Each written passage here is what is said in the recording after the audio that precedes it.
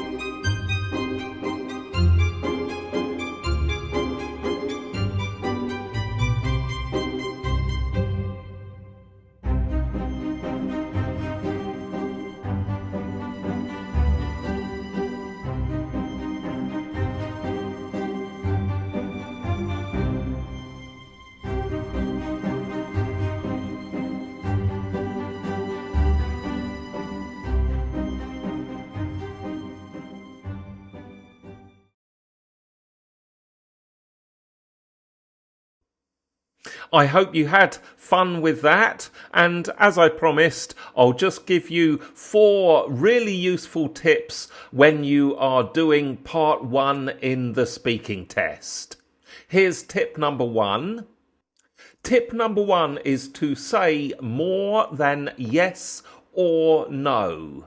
In part 1, some of the questions can be answered with a simple yes or no. Now, of course, that kind of answer is too simple, so you need to say more than that. And this brings me on to some of the other tips. So after you say yes or no, the next thing to remember is what I call the rule of 3. Of course, if you are saying yes or no, then you're going to give reasons why not. The rule of 3 says that you should give between 2 and 3 different reasons to explain your ideas. Yes, that also brings us to tip number 3, which is think in reasons.